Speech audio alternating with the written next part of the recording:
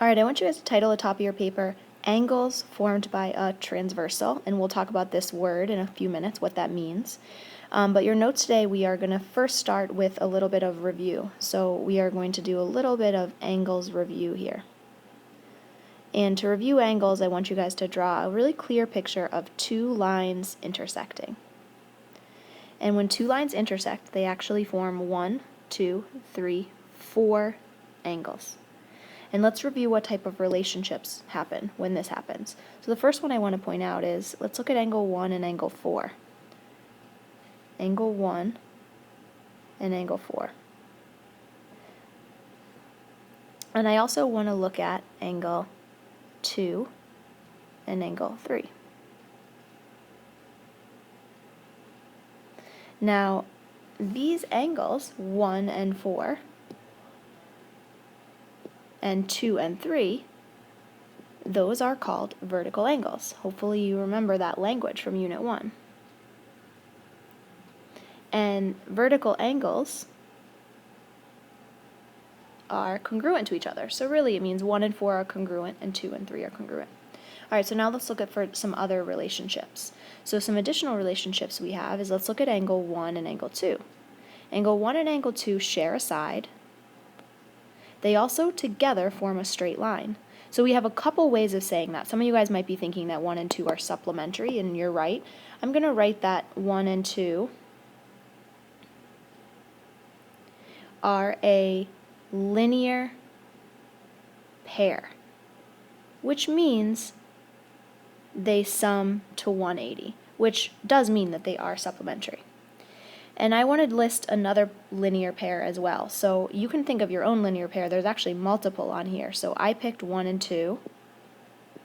Another linear pair would be 2 and 4. They share this, they create this line. They share this side. You could also pick 3 and 4. They create this line and share this side. I'm just going to pick one of them. Let's do angle 2 and 4. Alright, so that's just a little bit of review. Now we're going to move on to our transversal, that new word. So a transversal, let's define it, is a line that intersects two or more lines. So I want to draw the same picture you guys had before. Two lines intersecting. Now, neither of these lines are transversals because this line only intersects one line, and this line only intersects one line. So we're going to make a transversal by drawing another set of lines as well. So now, right now, the way I have this drawn, this,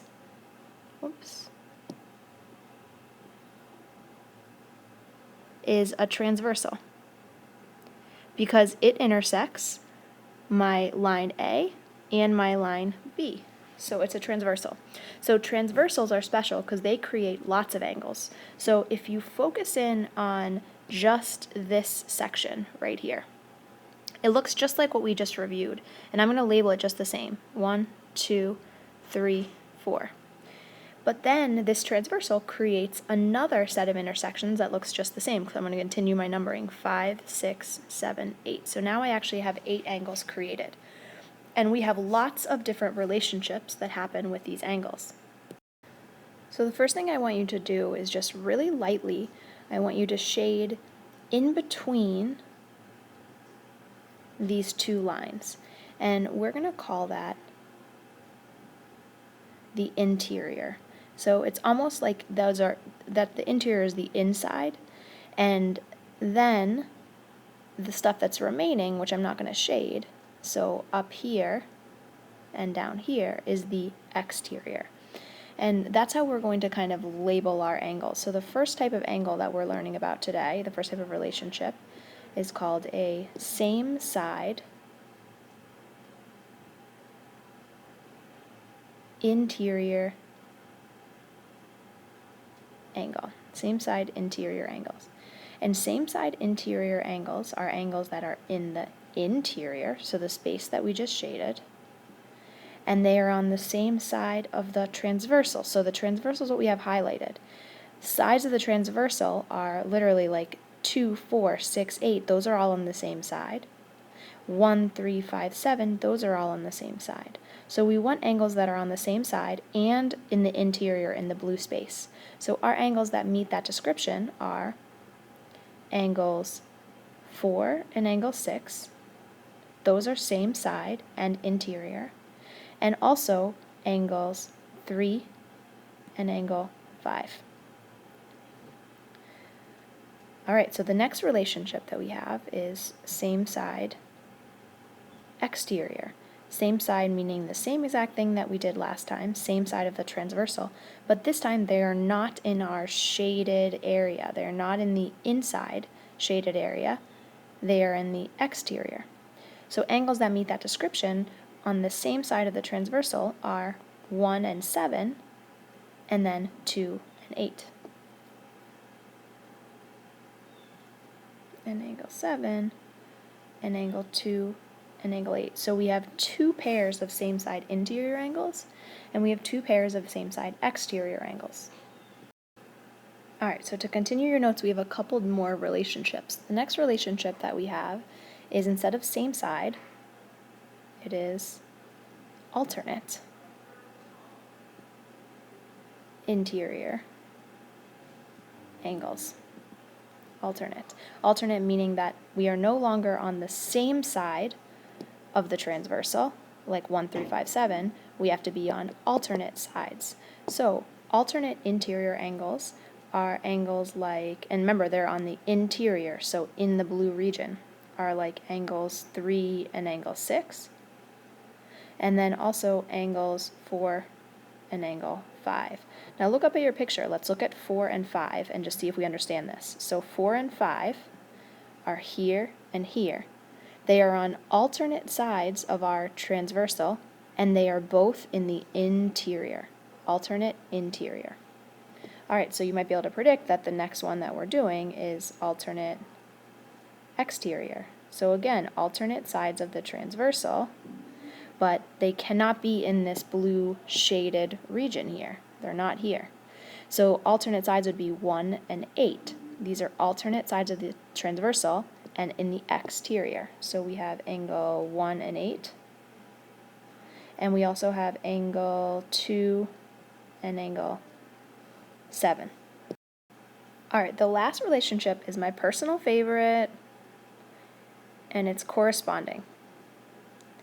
So corresponding is different than all the other ones. Corresponding means that we are going to look at these 2 intersections, kind of like separate, like I always like to think of them as like tables at lunch.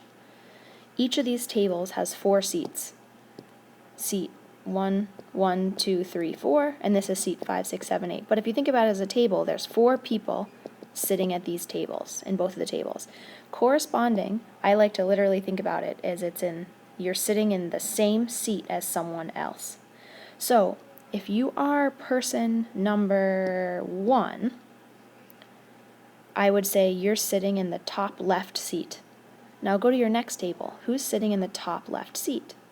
That is person number 5. So, corresponding angles are angles 1 and 5. There's actually a lot of sets of them, not just 2 sets. Another set of corresponding is angle 2 and 6, angle 3 and angle 7 is another one, and the last one is angle 4 and angle 8. So if I go back and highlight those, let's just look at 4 and 8, the last one I did. 4 is sitting in the bottom right chair, 8 is also sitting in the bottom right chair. And so you might notice, like 4 and 8, they are on the same side of the transversal. But they don't count as same side exterior or same side interior, because if you look at they're on the same side, 4 is in the interior, 8 is in the exterior, so they don't fit those categories. They have a unique category of their own. Alright, so the very last thing I want you to do is just practice a little bit. So I want you to sketch a new diagram for yourself, 2 lines being intersected by another, and then I'm going to give you some new numbers. Let's start with 5, 6, 7, 8, 9, 10, 11, 12. And all I want you to do is I'm going to give you a pair of angles, and I want you to tell me in the space below what relationship they have. So I'm going to give you 4 examples that you should have done for class tomorrow. So angle 5 and angle 9. Let's do angle 8 and angle 10. Angle 5 and angle 11.